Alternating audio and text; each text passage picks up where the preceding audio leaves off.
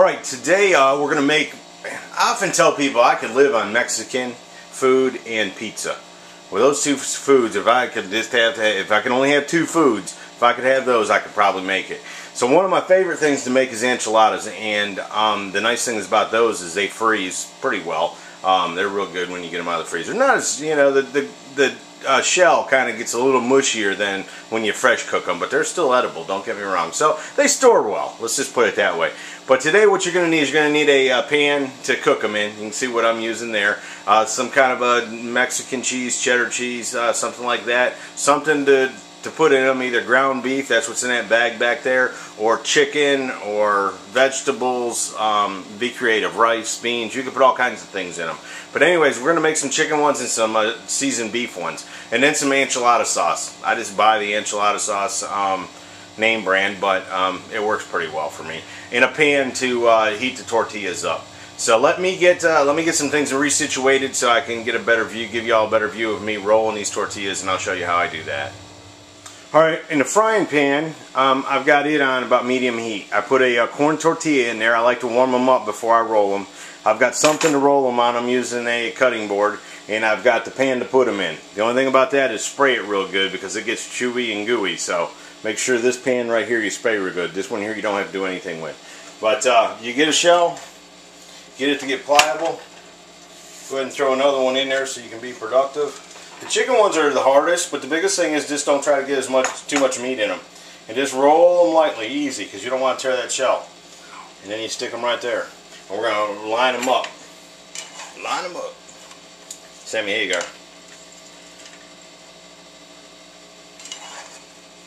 Like I say, you just want to get a little bit of heat into them. Got some seasoned beef. We're going to do these. Beef ones are easy. I mean, they're, you know, the chicken, the other part of the chicken is to cut your chicken up fine. You know, pull it apart, shred it fine. So, just be gentle sticking them in there.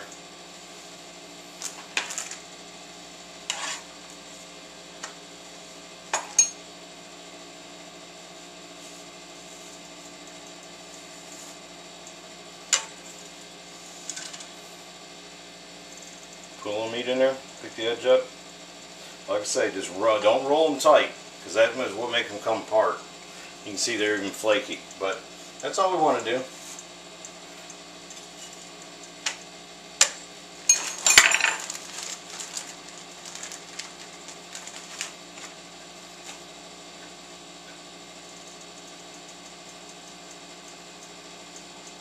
There you go.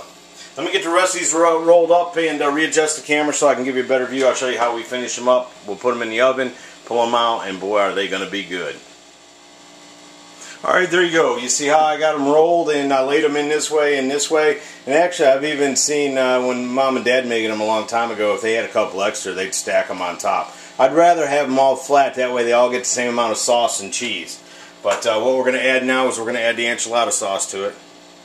Just run this over there. Boy, that's good.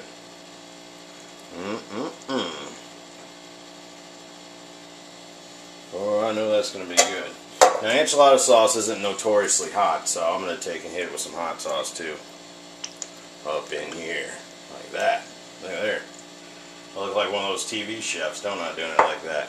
And then, of course, cheese. And I'm using authentic Mexican Sargento product. I really like their cheese. For, you know, not going to somewhere and getting it like a dairy or something. Stuff you can just buy at the store. Sargento's pretty good. So now we're going to put a generous helping of cheese on top of this. Probably the whole bag. I think that's why they sell it that way. I mean, right? You bought a bag, you must have to use a bag. So we're going to put the whole bag on here.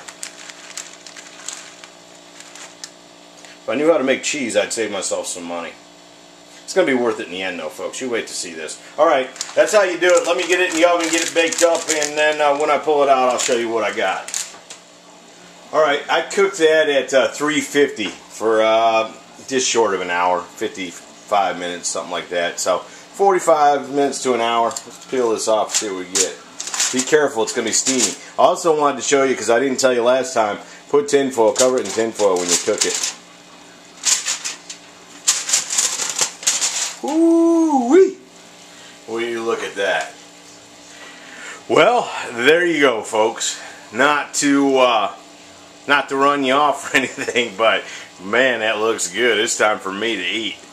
And you know, and I'm gonna get in there. I'm gonna dig them out right here. It's not pretty. It's like getting you that first piece of pie out of there. So, there you go. Hope you try them. Good luck. You remember, you don't have to be a King D like when I prove it, and I sure appreciate you watching Scotty D TV.